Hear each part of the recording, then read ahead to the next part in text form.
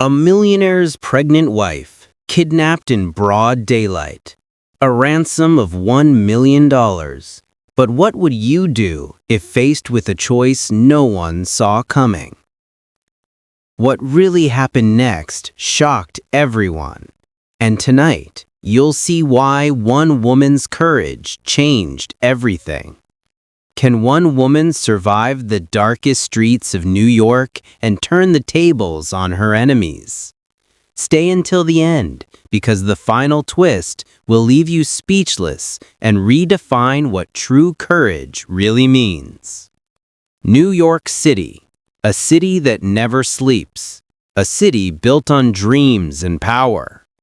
And at the heart of Manhattan's skyline stood the penthouse apartment of Ethan Callaway, a 38-year-old real estate mogul worth over $200 million. To the outside world, Ethan's life was flawless. Designer suits, private jets, charity galas, and his beautiful wife, Clara Callaway, 31, 6 months pregnant, glowing with life. But behind those glass walls of wealth, something fragile was cracking. Clara wasn't the type of woman who flaunted her status. Before marrying Ethan, she'd been an art teacher, quiet, passionate, grounded. Her students adored her. Her paintings once sold for emotion, not fame. But love had carried her into a world of privilege, and slowly, isolation. Ethan was often gone. Meetings, calls, deals. And though he loved her deeply, the world he built had no room for silence or simplicity. Still, that morning, the day everything would change, began like any other. The sun broke through Manhattan's skyline, gold light bouncing off skyscrapers. Clara stood by the penthouse window, sipping chamomile tea, her hand resting on her belly. "Little one, you're my peace in this world of noise." On the kitchen counter, the latest tabloids displayed Ethan's face at a charity dinner, his smile confident, his arm around her. The perfect couple, they said. But Clara knew how little anyone understood perfect. That morning, she planned to visit her friend Julia, her old college roommate in Brooklyn, a rare escape from the marble floors and security gates. She didn't know that someone had been watching her for weeks. Clara's black Escalade rolled down Fifth Avenue at 10:42 a.m. Her driver, Marcus, a tall, stoic man in his 40s, humming softly to old jazz. Traffic was light. The city was awake. Then, at the intersection of 14th Street, a van suddenly swerved from the left lane, blocking the road. Marcus cursed, slamming the brakes. Before he could reach for his radio, the van's doors burst open. 2 masked men rushed out. One smashed the driver's window, the other yanked open the back door. "Don't scream," a low voice hissed, pressing a cloth over Clara's face. A sharp chemical smell. Chloroform. The world blurred. Her last image before darkness, a black glove on her belly. Then, silence. 11:57 a.m. Ethan Callaway was in a high-rise boardroom overlooking Central Park when his phone rang. Unknown number. He ignored it. It rang again, and again. On the 4th ring, something in his chest tightened. He answered. "Mr. Callaway," a distorted voice said. "We have your wife. She's alive. For now." "What the hell is this?" Ethan snapped. $1 million. Cash. Unmarked. You'll receive instructions soon.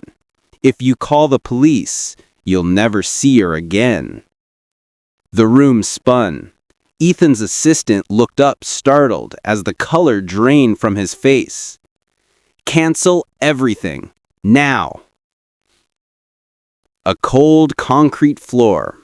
The smell of oil and metal. Faint light leaking through cracks in the boarded windows. Clara stirred awake, wrists tied, ankles bound, duct tape across her mouth. Her heart hammered, her head pounded from the drug. Her baby kicked weakly inside. Voices echoed, two men arguing nearby. Boss says she's worth $1 million. We don't hurt her, just keep her quiet. What if the husband calls the cops? Then we disappear. He's rich, but he's smart. He'll pay. They didn't realize she was listening. And Clara Calloway, quiet art teacher, pregnant, frightened, began to plan. Ethan's penthouse was filled with security tech, motion detectors, panic alarms, and hidden cameras in every car. The kidnappers hadn't noticed the small dash cam still recording inside the Escalade. By noon, NYPD was on the scene. Detective Laura Haynes, a sharp, no-nonsense woman with 15 years in major crimes. She watched the footage, the van, the men, the license plate half visible. They're professionals, she murmured, but they missed one thing, the GPS. She looked at Ethan. Mr. Calloway, if we move fast, we can find her, but if they see us coming... Ethan cut her off. Do whatever it takes. Just bring her back. But deep down, guilt gnawed at him, because Ethan knew something no one else did. Weeks before the kidnapping, Ethan had received strange emails, threats tied to an old business deal gone wrong, a partner he'd betrayed years ago. He'd ignored them. Now, seeing Clara's face on the news, Billionaire's wife missing, he wondered if this was revenge. He couldn't tell the police everything. Not yet. If he did, his entire empire could crumble. The kidnappers kept her in the warehouse, feeding her barely enough. But Clara had something they didn't: patience. She observed every detail. The flickering light that revealed when the door opened, the muffled train sounds at night, and the diesel at dawn. She counted the seconds between footsteps. She learned their voices, Vince, the cautious one, and Leo, the violent one. And every night when they left her alone, she whispered to her unborn child, "They think I'm weak, but I'm not done yet."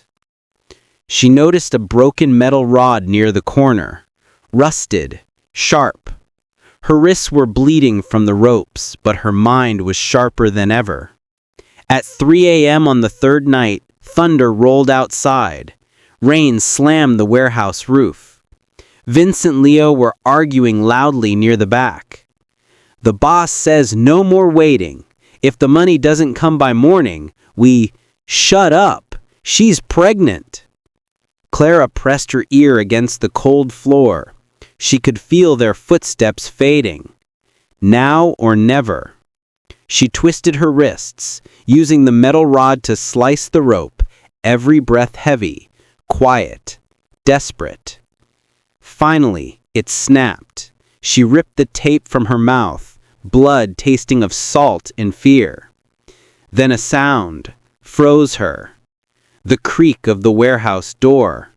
A shadow stepped in. Someone new. A voice she recognized. "Well, well, you really are stronger than I thought." Clara looked up, and the color drained from her face, because standing in front of her was someone she never imagined would be part of this kidnapping. The rusty door creaked wider. Lightning flashed. Clara blinked through the dim light, her breath caught in her throat. Standing there was Daniel Reed, Ethan Calloway's chief financial officer and Ethan's oldest friend. He wasn't wearing a mask, just calm eyes and a leather jacket soaked with rain. "Daniel," Clara whispered, voice trembling, Why are you here?" He smirked, Because, Clara, your husband lied to both of us. The air froze. Behind him, Vince and Leo lowered their guns slightly, uncertain. Daniel tossed a duffel bag onto a table, filled with stacks of cash. He said, $500,000. The rest comes when Ethan pays up. Clara's mind spun.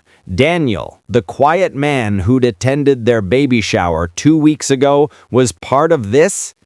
Daniel crouched near her, eyes cold. You know what Ethan did to me? He said.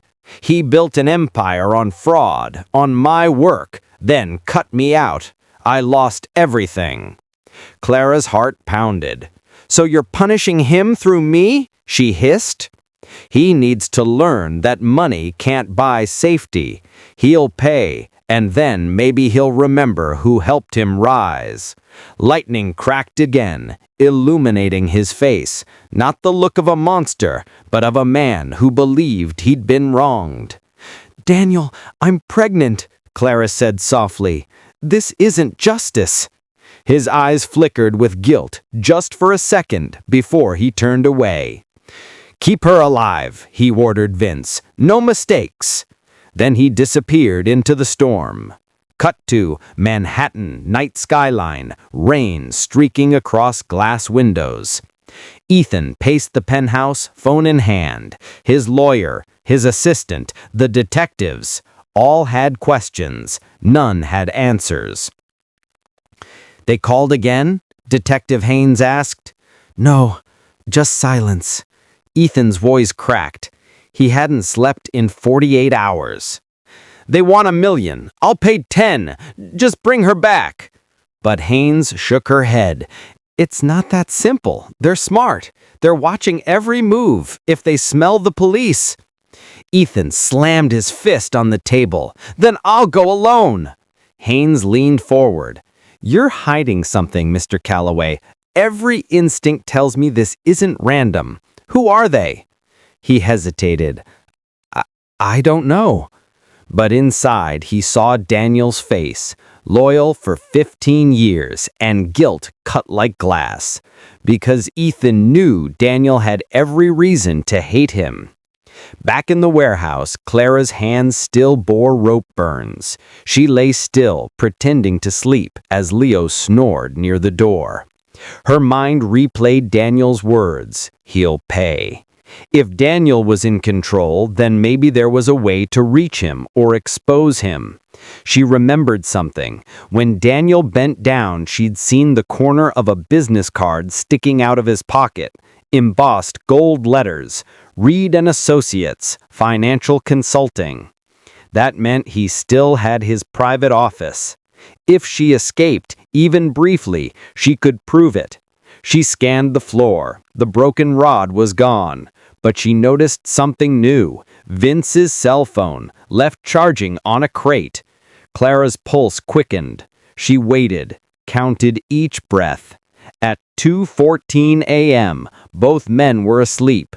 She crept across the cold floor, one step at a time.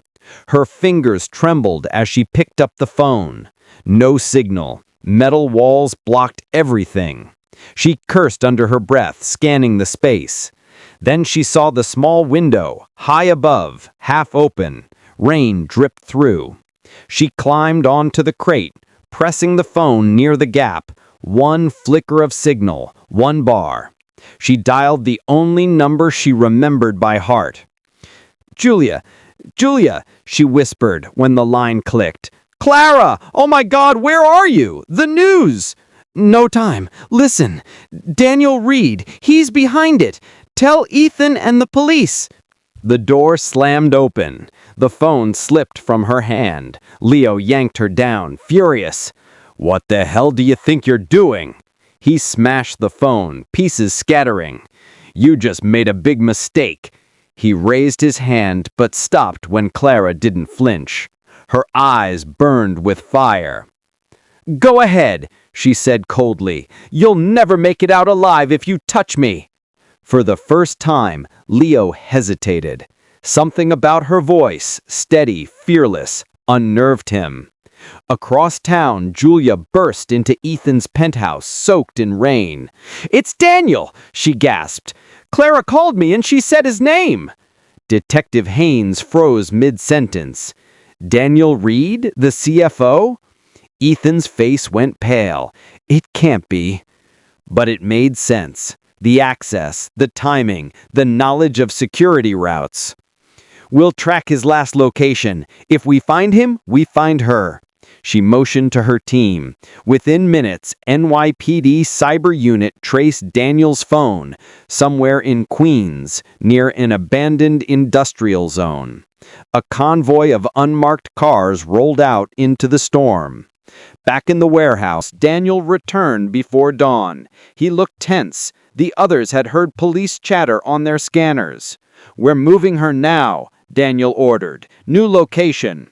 Vince frowned. "That's suicide. Roads are crawling with cops." Daniel pointed a gun at him.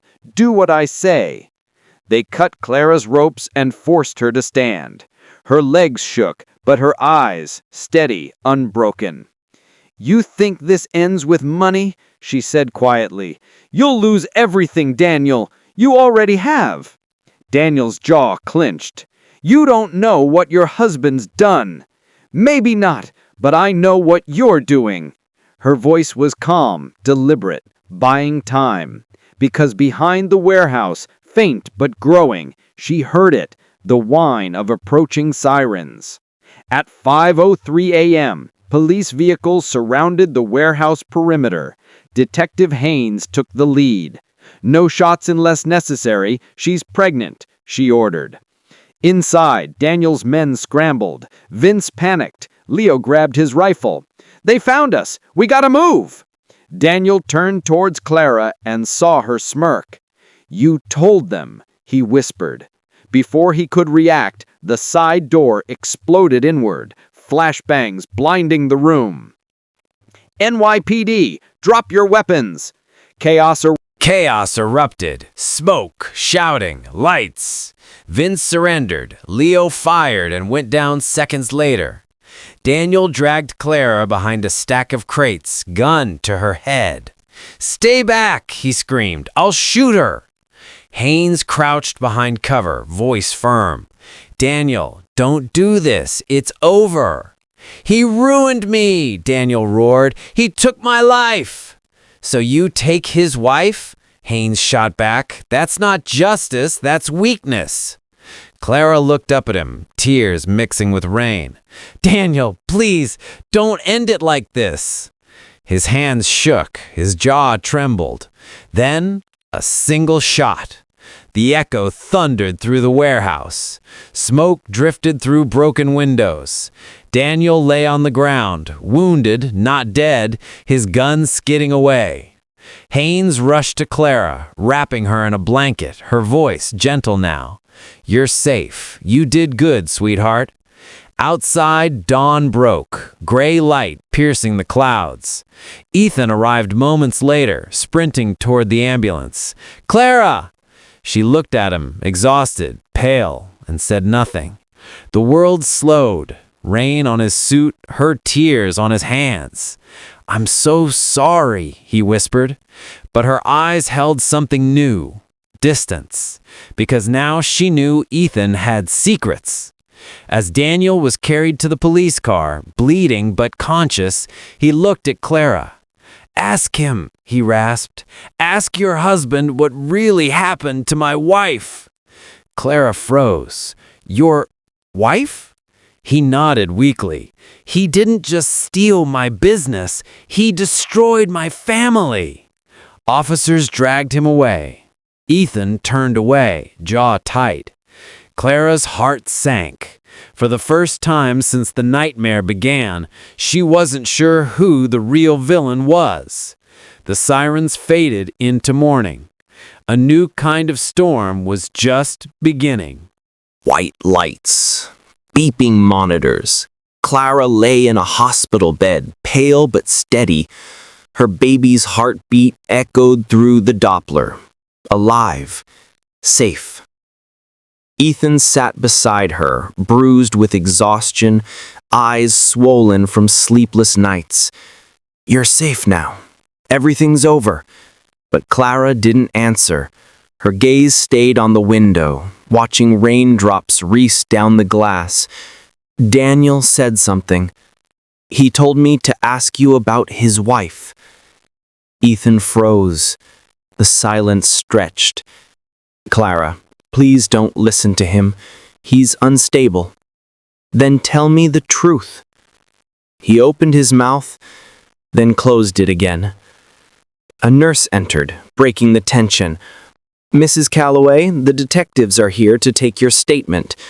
Ethan exhaled, relief and fear tangled together. He stood, kissed her forehead.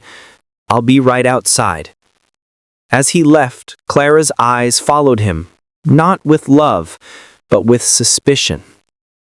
Detective Haynes walked in, clipboard in hand. She smiled warmly, but her tone was measured. "Clara, you did incredibly well. Most people wouldn't survive that ordeal. I had to, for my baby. We're still piecing things together." Daniel Reed confessed to orchestrating the abduction, but he insists he wasn't alone. Clara frowned. "He said Ethan ruined his life." "We're looking into that," Haynes replied. "Were you aware of any bad blood between them?" "No. Ethan always called him family." Haynes scribbled a note. "Sometimes family hides the sharpest knives." The detective's eyes softened. "If you remember anything, any name, detail, message, call me, no matter how small." As she left, Clara whispered under her breath, "I don't think I know my husband at all." He poured whiskey into a glass, hands trembling. He opened a locked drawer and pulled out an old file, stamped Reed Corporation, 2018. Inside, contracts, forged signatures, and a death certificate. Melissa Reed, cause of death, accidental fire. Ethan stared at it, whispering, "I told you to let it go, Daniel." Flashbacks flickered. Ethan and Daniel arguing in a half-built skyscraper, documents flying, Daniel shouting, "You cut corners! This building isn't safe!" Weeks later, that same building caught fire, killing Melissa Reed, Daniel's wife. Ethan covered the scandal with money, insurance, silence. Daniel lost everything. Ethan closed the file, breathing hard. "It was an accident," he muttered, but even he didn't believe it anymore. Back in the hospital, Clara dozed off, but sleep brought no peace. She dreamed of fire, walls closing in, a woman's voice crying, "It wasn't supposed to happen." She woke gasping, heart racing. Her hands instinctively went to her belly. "It's okay, baby. It's okay," she whispered. The clock read 2:47 a.m. She looked toward the hallway. Ethan's chair was empty. He hadn't come back. Morning light seeped in. A nurse knocked softly. "Mrs. Calloway, someone's here to see you." Clara looked up and froze. Detective Haynes stepped aside, revealing a woman in plain clothes, mid-40s, weary but fierce. "Clara, my name's Lydia Reed, Daniel's sister." Clara's pulse quickened. "I didn't know Daniel had family." "He didn't, after Melissa died," Lydia said quietly. "He became obsessed with proving your husband caused it, but when no one believed him, he snapped." Clara swallowed hard. "Was it true?" Lydia nodded slowly. "Ethan bribed the inspectors. Melissa's death was no accident." The room spun. "Why are you telling me this?" "Because Daniel wanted justice, but maybe it shouldn't come from vengeance. It should come from truth. And you're the only one Ethan still listens to." She placed a small USB drive in Clara's hand. "This has everything. Emails, blueprints, bank transfers. If you want to know who your husband really is, open it." Then Lydia turned and left. That night, Clara sat alone, holding the flash drive. Her reflection glimmered in the window. Tired eyes, messy hair, hospital gown. A woman who'd seen death and chosen life, but now she had to choose truth. She slipped the USB into the bedside laptop. Files opened, blueprints of a building, inspection reports altered by Ethan's signature, and a video. She clicked play. Daniel's voice filled the room, shaky but clear. "If you're watching this, it means I failed. Ethan Calloway isn't who he says he is. He paid to hide the fire that killed my wife. He paid to erase me. I just wanted him to admit it." Clara's hand flew to her mouth. Tears blurred the screen. Footsteps echoed behind her. She turned. Ethan stood in the doorway. "Where did you get that?" Her voice was cold, controlled. "From Lydia," she said. "Ethan, tell me this isn't real." He closed the door slowly, locking it. "You don't understand. I was protecting us. If the scandal came out, we'd lose everything, the company, our future. A woman died. It was an accident," he snapped. Then softer, "I did what I had to." Clara stood, shaking. "You always said money can fix anything, but it killed someone, Ethan. And now it's killing us." He stepped closer. "I can make it right. We'll donate, rebuild, start fresh. You can't buy redemption," she cried. Her voice broke, but her stare didn't.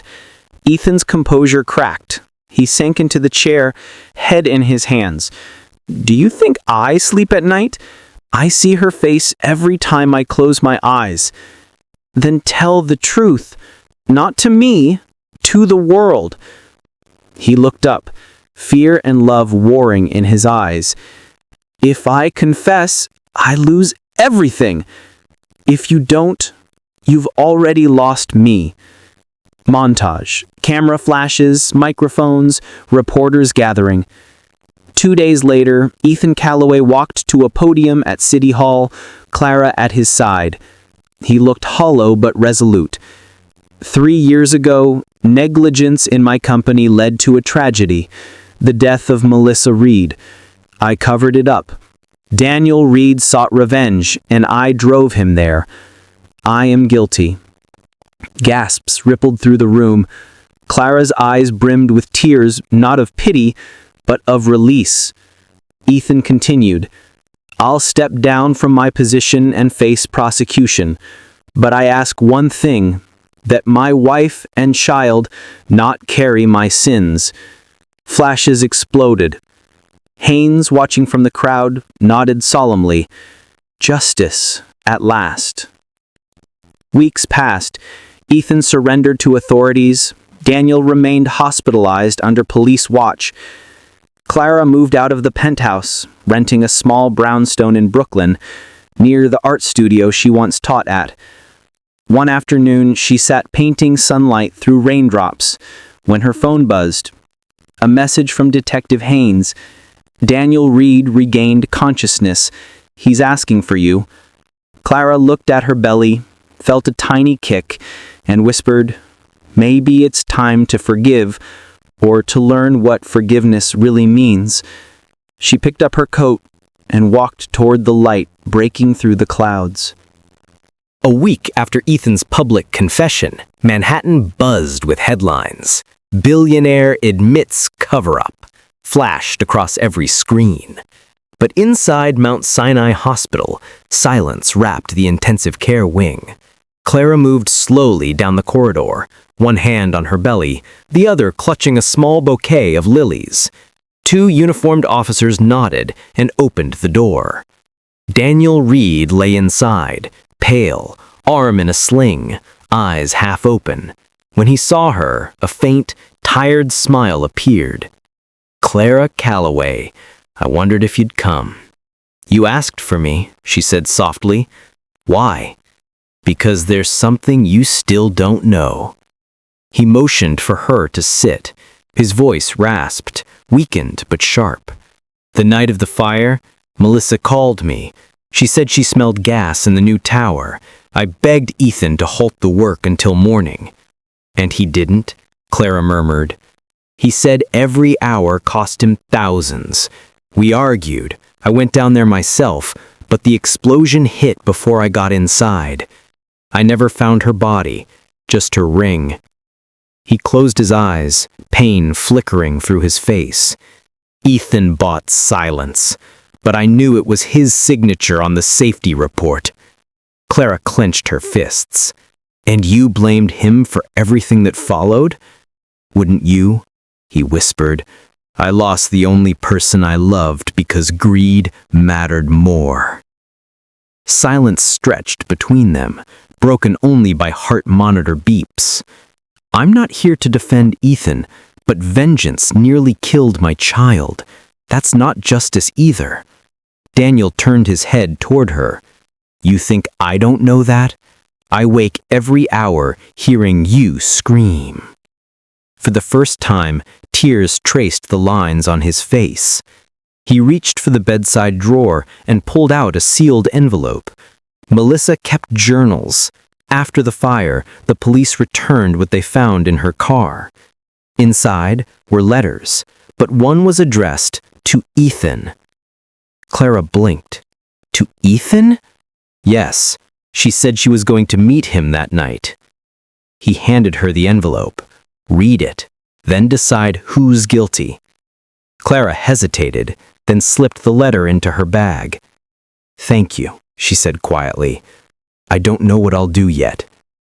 Daniel smiled faintly. Whatever you do it for truth, not vengeance. That night, Clara sat in her Brooklyn apartment. Rain pattered softly on the fire escape. She opened the envelope. Inside was a single folded sheet, edges burnt. The handwriting was neat but rushed. Ethan, we can't keep lying. Daniel deserves to know. If we tell him together, maybe he'll forgive us. Meet me at the site tonight, 8 p.m. Melissa. Clara stared at the words. Forgive us. Not you. Us. Her stomach tightened. Ethan and Melissa? A chill ran through her. The next morning, Detective Haynes arrived, trench coat damp from the drizzle. Morning, Clara. How's the baby holding up? Strong, she said, but I found something. She handed over the letter. Haynes read it slowly, her expression shifting from curiosity to disbelief. If this is genuine, it changes everything. Melissa and Ethan were meeting privately that night. He said nothing about it, Clara whispered. He might have had an affair, or maybe she threatened to expose him. Haynes pocketed the letter carefully. We'll reopen the investigation, but I need your help off the record. What do you mean? We have evidence Ethan's offshore accounts are being drained. Someone's moving the money fast. If he's planning to run, we need to know where. Clara exhaled. I'll find out. That evening, Ethan called her. Clara, can we talk? Just dinner. One last time before I'm transferred to federal custody. Reluctantly, she agreed. They met in a quiet restaurant overlooking the Hudson. He looked older, the arrogance gone, replaced with exhaustion. You look stronger, he said gently. The baby. Healthy, she replied. They sat in silence for a moment. Then she slid the folded letter across the table. You knew Melissa. Ethan's face drained of color. Where did you get that? She wrote to you before she died. Forgive us. What did that mean? He rubbed his temples. Melissa and I had an affair. It was brief, stupid. Daniel never knew. She wanted to tell him to clear her conscience. I begged her not to. I went to stop her that night, but the explosion happened before I arrived. Clara's hands trembled. So you weren't at the site? No, but I lied afterward. I was terrified Daniel would find the messages between us. Tears welled in Clara's eyes. Anger, disgust, pity. You betrayed him. You betrayed me. I know, he whispered. I've lost everything except this child. Don't let him grow up hating his father. She stood slowly. That depends on what kind of man his father chooses to be from now on. She turned and walked out into the rain. Cut to hospital corridor, night. An alarm blared. Officers sprinted toward Daniel Reed's room. Empty. The window was open, curtains flapping in the wind. A rope of knotted sheets dangled down the side of the building. Detective Haynes arrived minutes later. How the hell did he get past guards? He had visitors earlier. Someone left flowers, no name. Haynes lifted the vase. Inside, a small flash drive. Her eyes widened. Get forensics now. Hours later, Haynes played the contents in her office. Video footage filled the screen, time-stamped the night of the fire. A hidden security camera. Melissa stood arguing with someone. Tall, suited, face partly in shadow. The man stepped forward. Not Ethan. Daniel Reed. He grabbed Melissa's arm, yelling. She pulled away, slipped, struck a fuel drum. Sparks, flames, chaos. The video cut off. Haynes stared in disbelief. Oh my God, he was there. She picked up the phone. Get units to track Daniel Reed. He's not a victim. He's the killer. Clara's car wound through the quiet streets toward her apartment. Headlights glimmered in her rearview mirror. Too close. She frowned, turned another street. The car followed. Then, from the darkness, a figure stepped into the road. She slammed the brakes. Daniel. His clothes were soaked, eyes wild. Clara, you have to listen to me. You escaped. Daniel, the police. They don't know the truth. That video, Ethan planted it. He's setting me up. Before she could answer, another car screeched behind them. Detective Haynes and officers poured out, guns raised. Daniel Reed, hands where I can see them. Daniel turned, trembling, pointing toward Clara. Ask her. She knows what he's capable of. Drop the weapon, Haynes shouted. Lightning split the sky. A single shot rang out.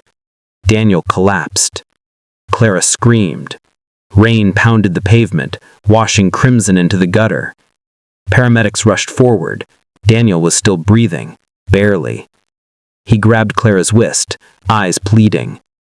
Ethan. He planned everything. Fire. Ransom. Me. His voice faded into static. The line went flat. Clara stared down at him, unsure if his final words were truth or madness. Haynes placed a hand on her shoulder. It's over. But Clara looked up through the rain, toward the city skyline where the Callaway Towers gleamed like glass knives. No, she whispered. It's just beginning. The night was heavy with fog. From the high windows of the Callaway mansion, the city glimmered like scattered glass. Clara stood motionless in the nursery doorway, her hand on her belly. Lightning flickered across her reflection in the window. Calm eyes, but fierce resolve. Downstairs, motion sensors blinked red. The SUV at the gates was closer now. They think I'm still the victim. They have no idea, she whispered. She walked to the desk, opened a small hidden panel beneath the floorboards, Ethan's old failsafe. Inside, rows of microdrives, labeled in his handwriting. You left me your monsters, now I'll use them. Flashback, months before the kidnapping. Ethan had shown her the hidden vault, jokingly calling it an insurance for the apocalypse. "If anyone ever tries to take me down, these files will bring the whole system with them," he'd said. Now those files were her only leverage. She plugged one into her laptop. Encrypted directories opened. Inside were contracts, blackmail records, offshore ledgers, and videos of corporate meetings Keller's fake FBI team had orchestrated. She stared in disbelief. They'd been building a case against Ethan for years, and half of it was fabricated. But among the chaos, she found something else. A folder marked Project Seraph. Inside were blueprints for a biotechnology firm Ethan had invested in, a company under Rhea Collins's father's name. "Rhea Collins," she whispered. "Your family was part of this." Documents showed Ethan had pulled funding from the project months before the fire, citing ethical violations. That was the trigger. They hadn't just wanted revenge, they'd wanted his empire. A voice echoed in her head, Daniel's last words. He planned everything. But what if Daniel had misunderstood? What if Ethan had found out everything? Her phone buzzed, a message from a blocked number. "We need to talk. Don't trust the cops. Roof, midnight." Attached, a photo of Ethan, alive. Cut to the skyline. Wind howls, rain whips through the dark. Clara climbed the narrow stairwell to the mansion's rooftop garden. Under a leaking umbrella stood Ethan, soaked but unbroken. When he turned toward her, his eyes were hollow but sharp. "You came," he said. "You faked your death? Why?" "Because if I didn't, you and the baby would be next. Keller's men want you silenced." Clara's voice was steady. "Then tell me everything." Ethan exhaled, rubbing his temples. "Years ago, I discovered that our company's safety systems were being manipulated for profit. The tower fire wasn't sabotage, it was testing. Melissa found out. She threatened to expose it. Rhea's father ordered Keller to eliminate her. Daniel stumbled in and took the blame. I paid him off to protect what was left of the company." Clara's stomach turned. "You lied to me, for years." "I lied to keep you alive," Ethan said, "but they never forgave me for backing out of Project Seraph. That's why they took you, to make me sign over the patents." "So the ransom was never about money," Ethan finished. "It was about control." Lightning flashed, illuminating both faces, love and fury in equal measure. Clara pulled the microdrive from her pocket. "I have the files. Every meeting, every message Keller and Rhea sent. It's enough to burn them all." Ethan froze. "How did you get that?" "You left me the vault. You always thought I'd never look, but I did." For a moment, pride flickered in his eyes. "You were always smarter than they gave you credit for." She stepped closer. "Then help me finish this. We leak the files, clear your name, and end their operation." Ethan hesitated. "Once we do this, we'll be hunted." "We already are." As they planned, headlights appeared at the gate below. Ethan peered over the ledge. "It's Keller," he hissed. "They traced me." He drew a gun from his coat, checking the chamber. "Stay here. Don't move." He disappeared down the stairwell. Moments later, shouts, gunfire. Clara dropped to her knees, clutching her belly. Then silence. A figure emerged from the stairwell. Not Ethan, Rhea Collins. Her white trench coat glistened with rain, a pistol in her hand. "I told you to disappear, Clara." "She killed him?" Clara gasped. Rhea smiled faintly. "No, Keller did. I just finished what he couldn't." She raised the gun. You were never supposed to get this far." Clara's expression hardened. "You should have done your homework." She pressed a button on her phone. A soft beep echoed. Every word Ria had said was being streamed live to multiple cloud accounts. "You're confessing," she said calmly, "and thousands are watching." Ria's smirk vanished. "You think that matters? They'll call it fake. They own the media, the law." Suddenly, a red laser dot appeared on Ria's chest. From the shadows below, Haynes's voice roared through a megaphone. "Drop the weapon!" Ria spun, panicked. Clara dove to the ground as gunfire erupted. Sparks flew, glass shattered. When it stopped, Ria was on the ground, wounded but alive. Haynes stormed up the stairs, breathless. "You okay?" Clara nodded weakly. "Where's Ethan?" Haynes looked over the edge. Far below, the courtyard shimmered with rain, and a dark figure lay motionless. Days later, news headlines screamed, "Conspiracy within federal task force exposed. Whistleblower wife saves thousands from corporate corruption." Ria Collins and Agent Keller were both in custody. Multiple executives faced indictment. In the hospital, Clara rested with her newborn son. Haynes entered, smiling gently. "You did it. You brought down one of the biggest corporate syndicates in New York." "We did it," Clara corrected softly. "We found this at the scene. Thought you'd want it." Haynes added, handing her a small voice recorder. Clara pressed play. Ethan's voice filled the room, hoarse but calm. "If you're hearing this, Clara, it means I couldn't finish what I started, but you did. I told you once, courage isn't born in boardrooms.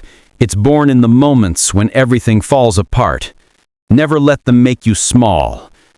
Her eyes welled up with tears.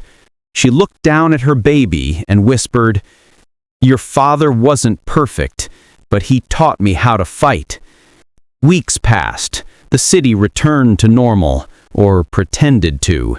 But one night, as Clara tucked her son in, her phone buzzed with an encrypted message. She opened it. A live feed, a hand, scarred, familiar, placing a white chess piece on a table. Then a voice. "Checkmate, Clara." Her breath caught. "Ethan." The screen went black. She smiled faintly, whispering into the quiet nursery, "You can run, Ethan, but this time, I'm not the one who needs saving." Weeks after the rooftop showdown, Clara had begun to rebuild her life. Her apartment was quiet, the newborn asleep. She sat at the desk, examining the Tower Protocol microdrive.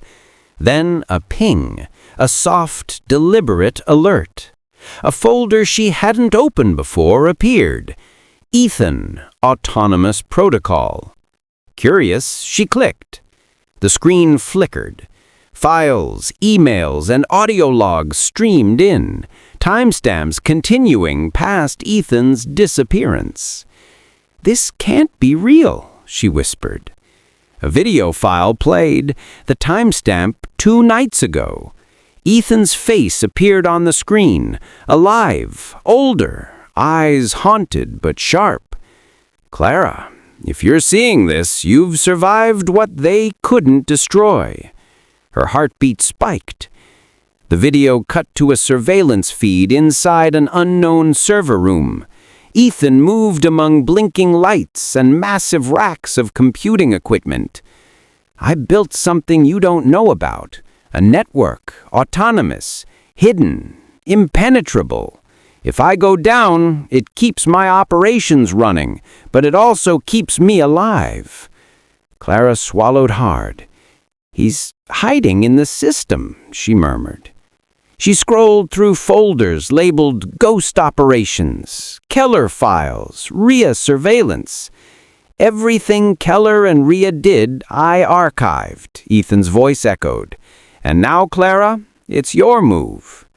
The screen went black. Clara leaned back. She had always thought Ethan was controlling. Now she realized the real power had been in his digital ghost, a presence no one could touch. She knew she couldn't face this alone. She called an old acquaintance, Miles Ventura, a cybersecurity expert who had once worked for Callaway Holdings. "Clara, what's going on?" he said cautiously. "I need your help. Ethan, he's alive. I think he's hiding in the servers.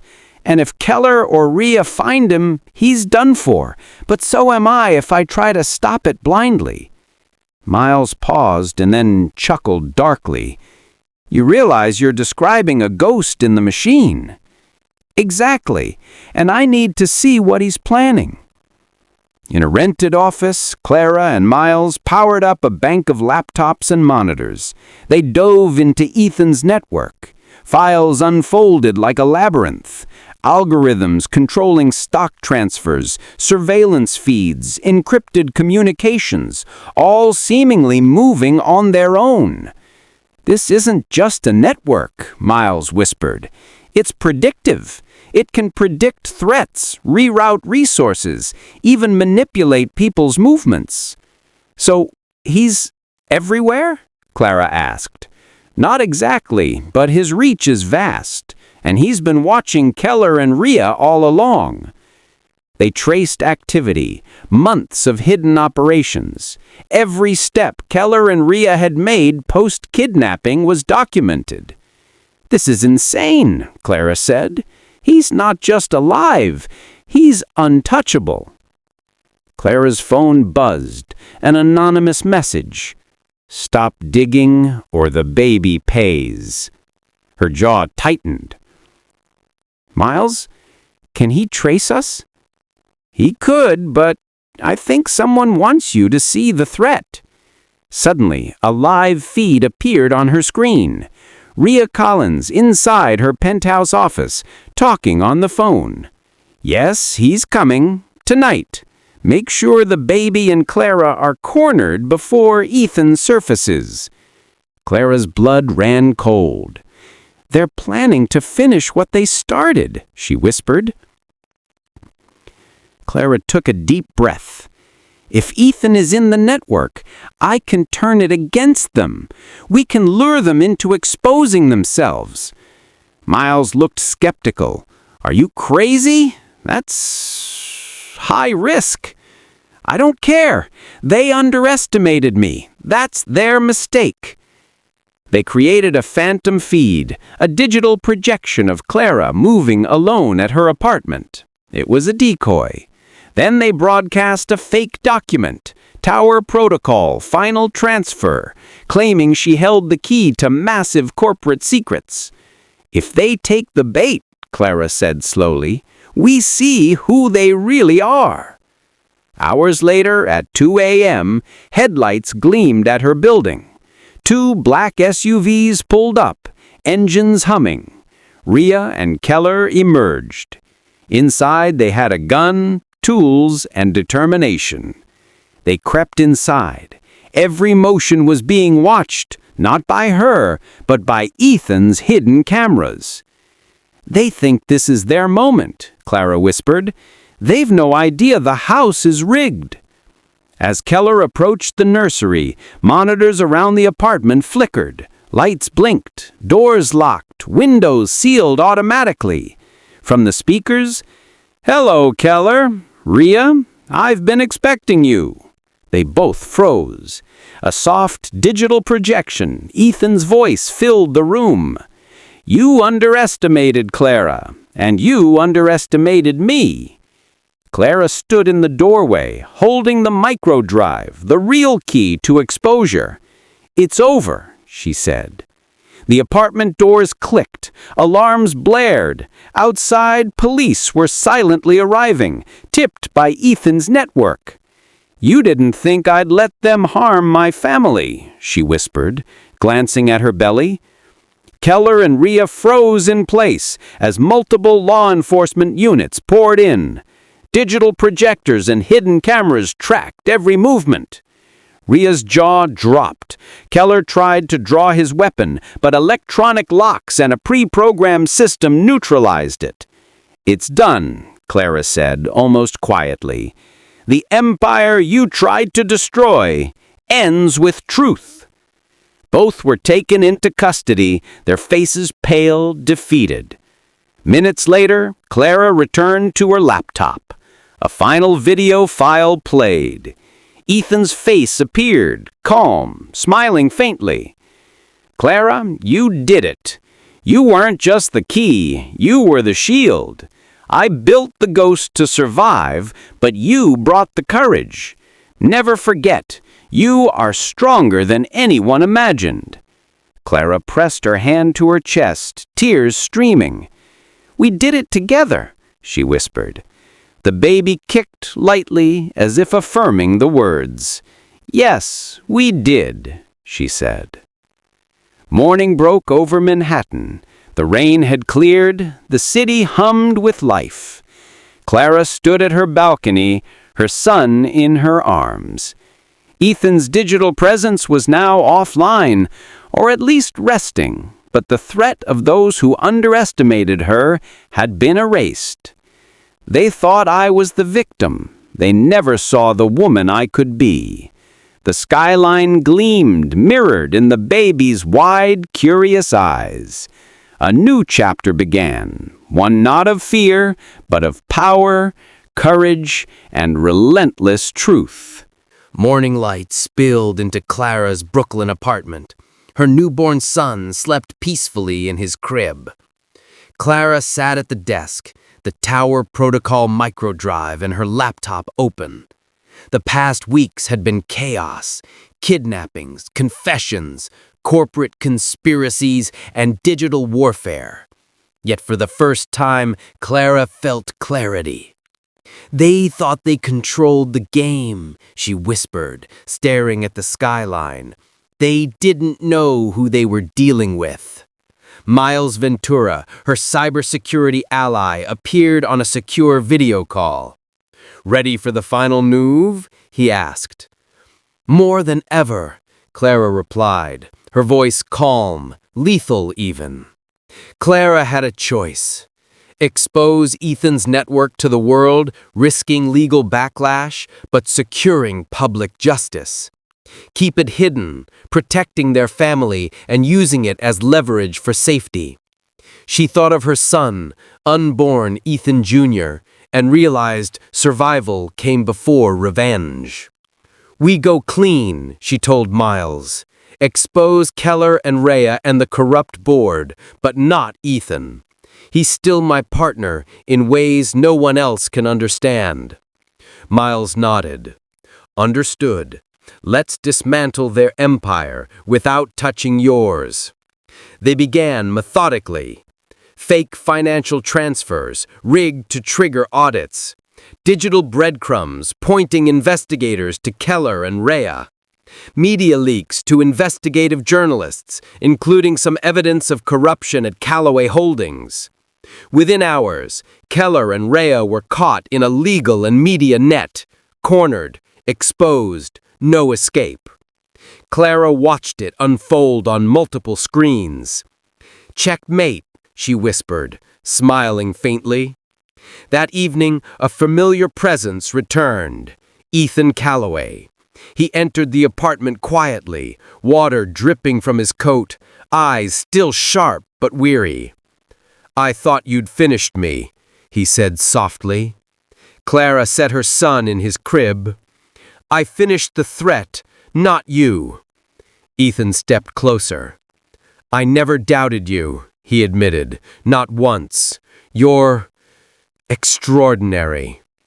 Clara studied him, calm, unafraid. "You underestimated me," she said. "Never again." "I won't," he whispered. For the first time they stood equal, not husband and wife, but partners in survival and strategy. News exploded. Keller and Rhea arrested in corporate conspiracy. Whistleblower evidence reveals decade of fraud. Callaway Holdings survived scandal under new oversight. Clara stayed out of the spotlight, letting the truth speak. The world now believed the kidnapping, the fire, and the ransom were isolated corporate crimes, not her doing. Inside, she smiled faintly. "Justice," she whispered, rocking her baby, "but controlled by the right hands." Clara and Ethan celebrated quietly at home. No champagne, no headlines, just the warmth of survival and a baby cooing in the background. "You kept us alive," Ethan said. "We kept ourselves alive," Clara corrected. They toasted with glasses of sparkling water, a small, private victory. "Next time," Clara said, smiling, "I pick the game." "Next time," Ethan agreed, "we play together." Clara visited Daniel Reed's memorial. She placed a single lily on the polished marble, whispering softly, "You were a pawn, Daniel, but I hope you found some peace in the truth." She looked to the sky. A gust of wind carried away the petals. "And now," she said quietly, "we start fresh." Weeks later, Clara walked the streets of New York with her son in a stroller. The city moved around her, unaware of the digital battles fought, the conspiracies uncovered, and the lives saved. Her phone pinged, an encrypted message. "I'm proud of you, E." "I'm proud of us," she whispered to her son. Above them, the skyscrapers gleamed in the sunlight. The city seemed endless, but Clara knew no one could underestimate her courage ever again. The woman who survived kidnapping, betrayal, and corporate warfare had become unstoppable. As she reached her apartment building, a shadow lingered nearby, subtle, watching, but not threatening. Her eyes narrowed. "Whoever you are, don't forget," she whispered. "I see everything now." The shadow faded into the crowd. Clara continued walking. Her baby kicked again. Tiny fingers curled. A new chapter had begun, and this time she wrote the rules. In a world where greed and deception ruled, one woman's courage became the weapon no one expected. She survived the impossible, fought the untouchable, and revealed the truth hidden beneath lies. Clara Calloway didn't just reclaim her life, she reshaped the game itself. And in the end, power belonged not to those who sought to control her, but to the woman who refused to be controlled.